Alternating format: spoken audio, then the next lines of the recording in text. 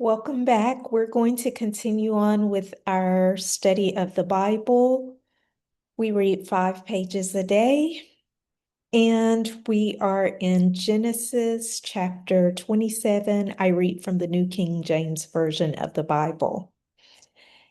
Now it came to pass when Isaac was old and his eyes were so dim that he could not see, that he called Esau, his older son, and said to him, "My son." And he answered him, "Here I am."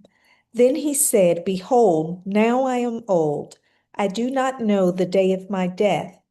Now, therefore, please take your weapons, your quiver, and your bow, and go out to the field and hunt game for me, and make me savory food, such as I love, and bring it to me that I may eat, that my soul may bless you before I die." Now Rebekah was listening when Isaac spoke to Esau his son, and Esau went to the field to hunt game and to bring it. So Rebekah spoke to Jacob her son, saying, "Indeed, I heard your father speak to Esau your brother, saying, 'Bring me game and make savory food for me, that I might eat it and bless you in the presence of the Lord before my death.' Now, therefore, my son, obey my voice according to what I command you. Now go to the flock and bring me from there 2 choice kids of the goats, and I will make savory food from them for your father, such as he loves. Then you shall take it to your father that he may eat it, and that he may bless you before his death."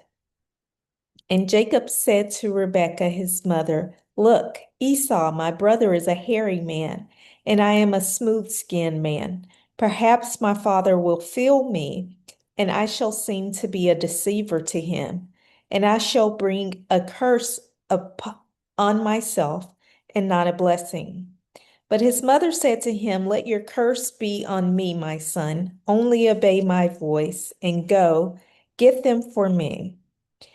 And when he went and got them and brought them to his mother, and his mother made savory food, such as his father loved, then Rebekah took the choice clothes of her elder son Esau, which were with her in the house, and put them on Jacob, her younger son.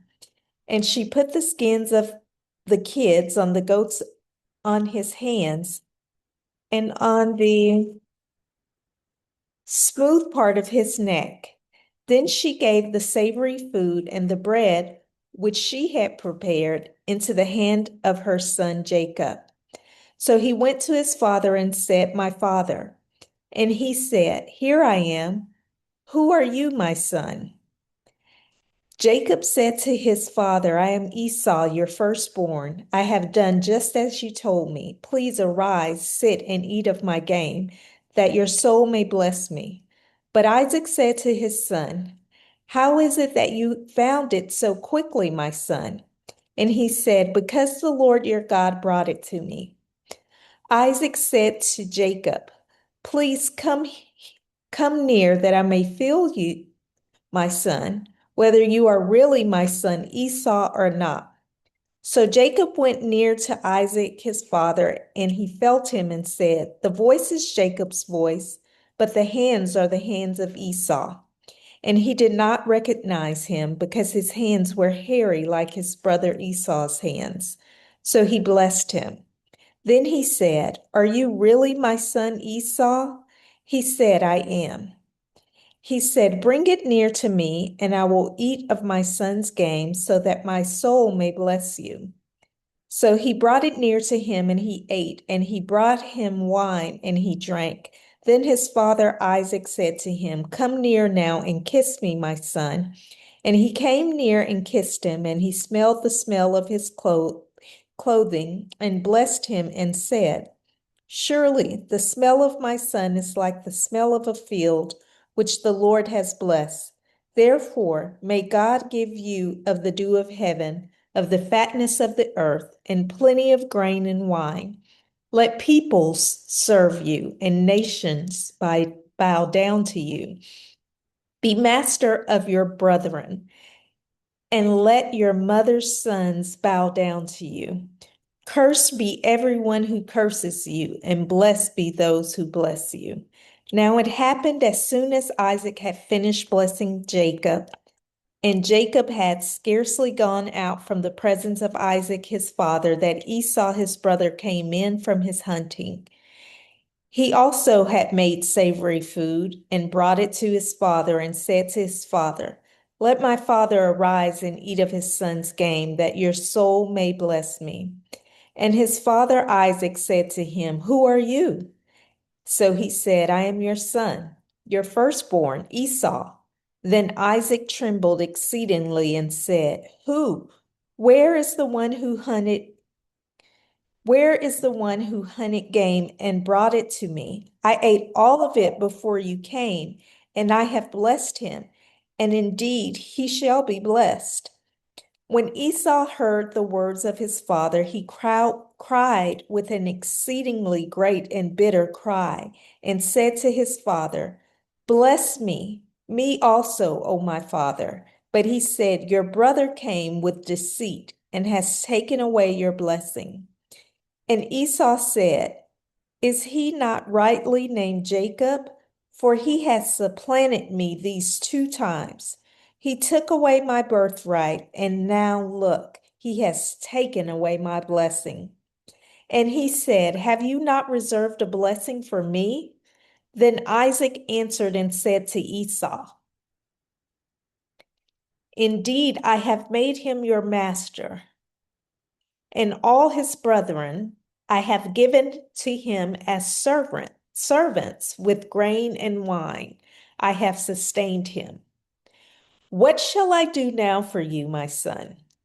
And Esau said to his father, "Have you only one blessing, my father? Bless me also, O my father."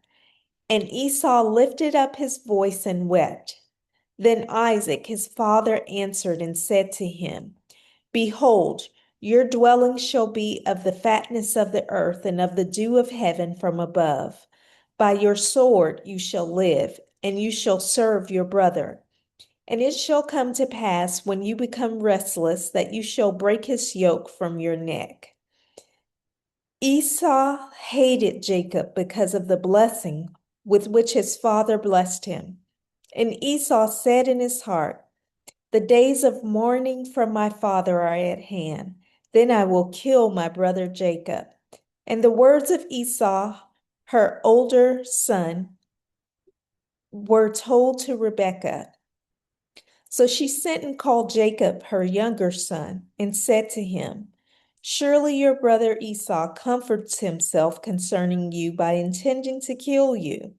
Now therefore, my son, obey my voice, arise, flee to my brother Laban in Haran, and stay with him a few days until your brother's fury turns away, until your brother's anger turns away from you, and he forgets what you have done to him. Then I will send and bring you from there. Why should I be bereaved also of you both in one day?" And Rebekah said to Isaac, "I am weary of my life because of the daughters of Heth. If Jacob takes a wife of the daughters of Heth, like these who are the daughters of the land, what good will my life be to me?" So we see in this chapter that Isaac is growing old. And in his growing old, he wants to bless Esau. If you remember previously, we read that Esau was loved by Isaac and Jacob was loved by Rebekah.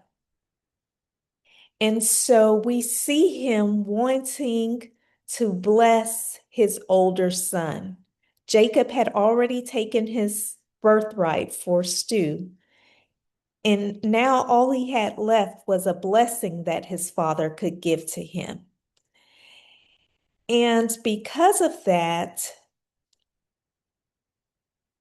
he was excited to get this blessing. So he went out. But Rebekah, his mother, overheard the intentions of Isaac and decided to deceive him by making Jacob appear to be Esau. And we see in that chapter that Isaac is discerning at first. He did not want to be deceived. So he put several checks in place to make sure that it was Esau and not Jacob. He felt him. He smelt him. He listened to his voice to be sure that he was not being deceived, because he really wanted to get this blessing to Esau. But as we see that he was ultimately deceived, and Jacob received the blessing that he meant for Esau. Yet we know that the word of the Lord was that the elder would serve the younger. And you can see in this blessing how the blessing coincides with what God had previously said. And then we see that Rebekah again tries to shelter Jacob and aid him by sending him to Laban, her brother. And so we'll see later how that plays out. So let's just continue on to chapter 28.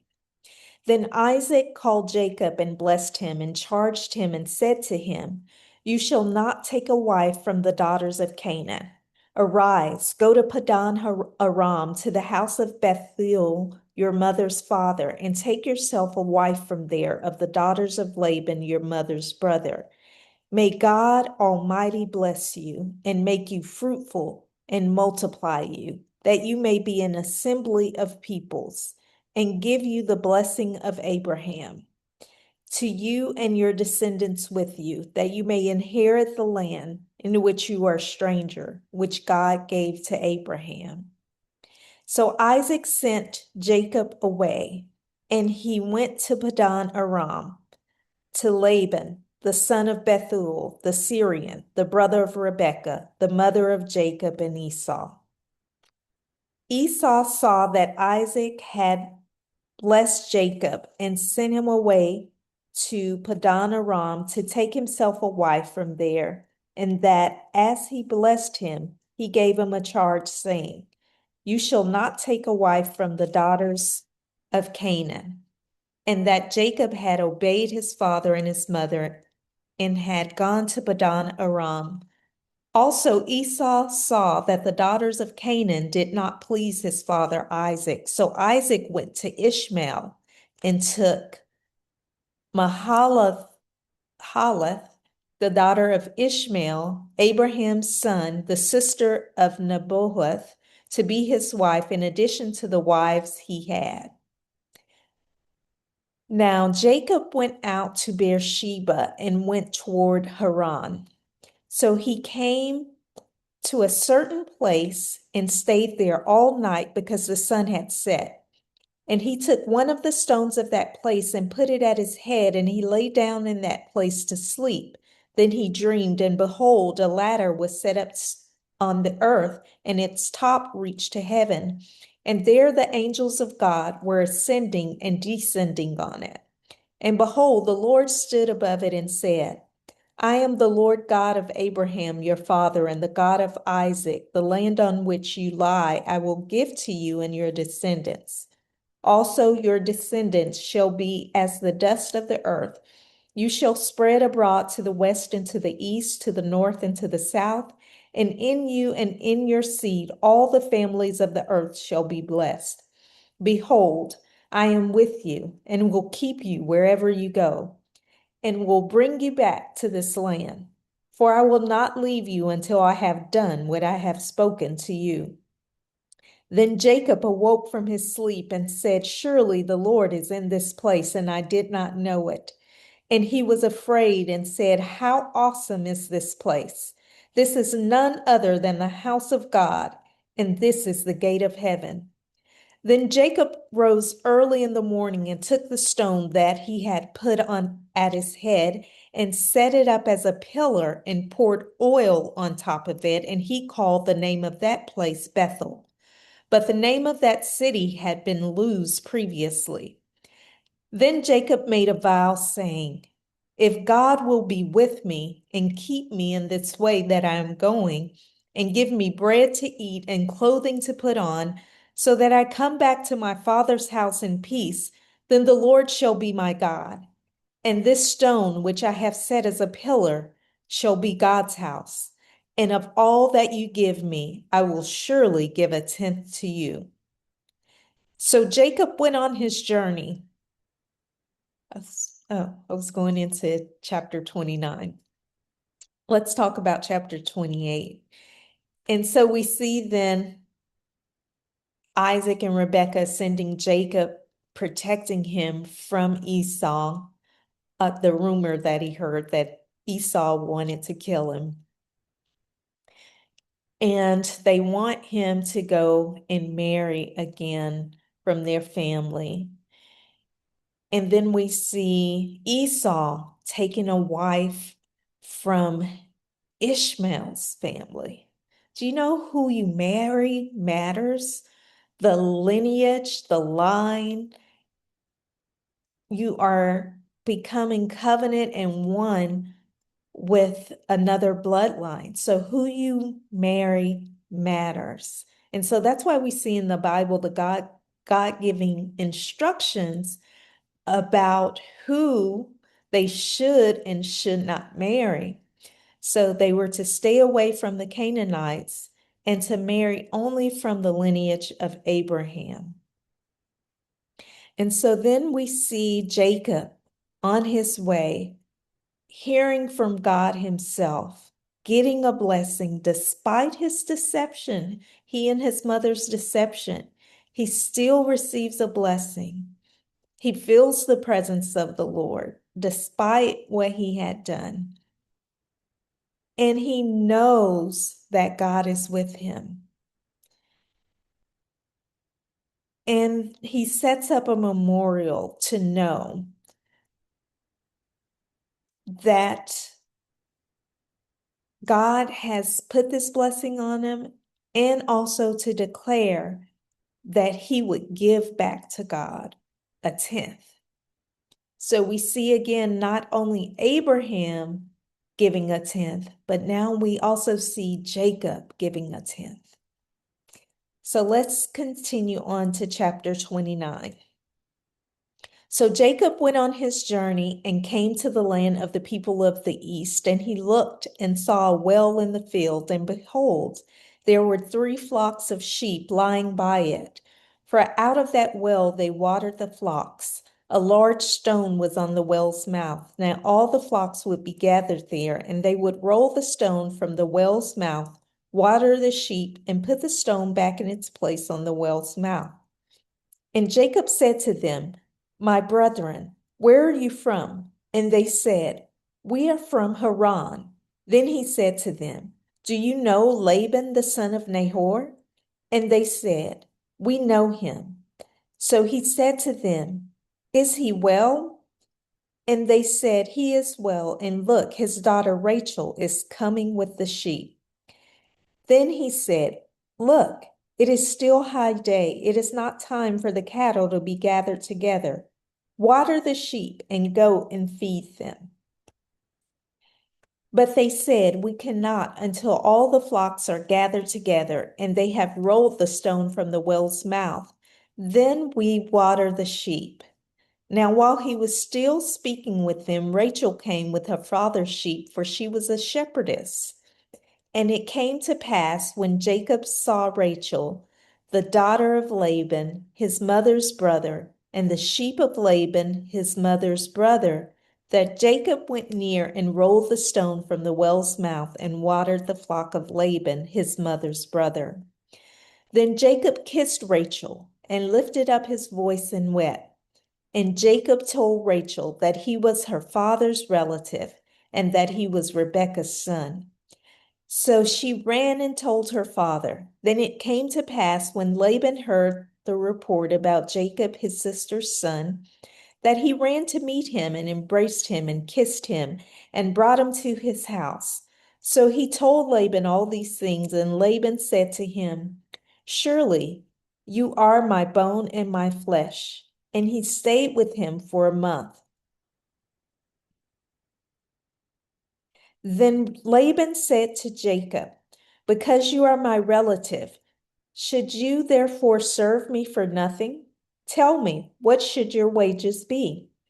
Now Laban had two daughters. The name of the elder was Leah, and the name of the younger was Rachel. Leah's eyes were delicate, but Rachel was beautiful of form and appearance. Now Jacob loved Rachel. So he said, "I will serve you 7 years for Rachel, your younger daughter." And Laban said, "It is better that I give her to you than that I should give her to another man. Stay with me." So Jacob served 7 years for Rachel, and they seemed only a few days to him because of the love he had for her. Then Jacob said to Laban, "Give me my wife, for my days are fulfilled, that I may go into her." And Laban gathered together all the men of the place and made a feast. Now it came to pass in the evening that he took Leah, his daughter, and brought her to Jacob, and he went to her. And Laban gave his maid Zilpah to his daughter Leah as a maid. So it came to pass in the morning that, behold, it was Leah. And he said to Laban, "What is this you have done to me? Was it not for Rachel that I served you? Why then have you deceived me?" And Laban said, "It must not be done so in our country to give the younger before the firstborn.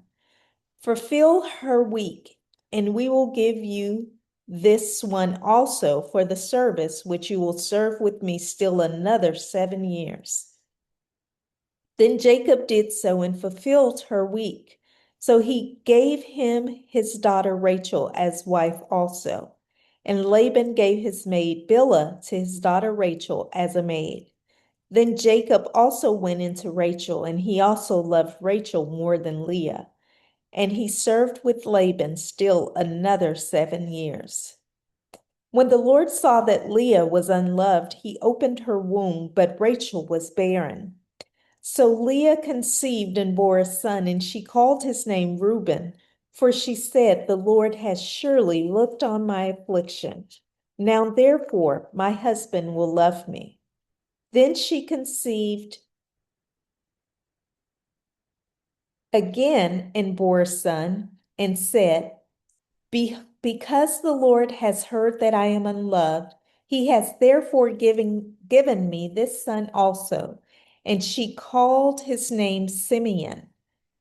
She conceived and bore a son and said, "Now this time my husband will become attached to me because I have borne him 3 sons." Therefore his name was called Levi. And she conceived and bore a son and said, "Now I will praise the Lord." Therefore she called his name Judah. Then she stopped bearing. So in this chapter, we see that Jacob continues on to his journey, and he comes to his uncle's home, Laban, the brother of his mother Rachel. I'm sorry, the brother of his mother Rebecca. And when he gets to this place, he runs into his cousin, who is Rachel. And he saw that she was very beautiful. He was mesmerized by Rachel. And so he says that he tells his uncle Laban that he wanted to stay with him and that he wanted to marry Rachel. Well, his uncle says to him, "If you want to marry Rachel, then you'll work for me 7 years and I'll give her to you." But his uncle deceived him, he tricked him.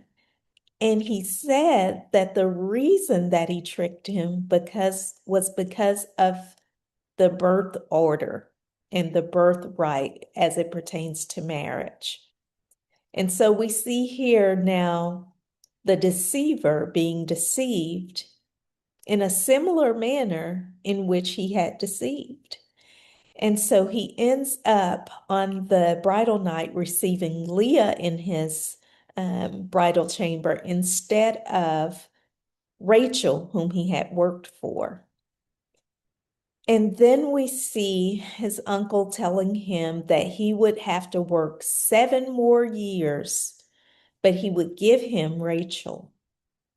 And so after that bridal week, he was able then to take Rachel as his wife, but he still had to work for Laban for 7 more years. And then we see that Leah's womb was fruitful, that she was able to bear him sons. But Rachel was barren. She was not able to have any children for him. And so we see the tribes being formed that we will see later on that comes from Jacob's, whose name will be changed, and you'll see that as we read on. And they become the tribe of Israel. Well, thank you again for joining in tonight for another 5 pages. We'll continue on with 5 more pages on tomorrow. I hope that you are receiving word, that you're receiving knowledge, that you're receiving understanding, that you're getting wisdom from the word, and that you're able to apply it to your life, that you see and understand fully the character of God. So I'll see you again on tomorrow. Thanks for tuning in.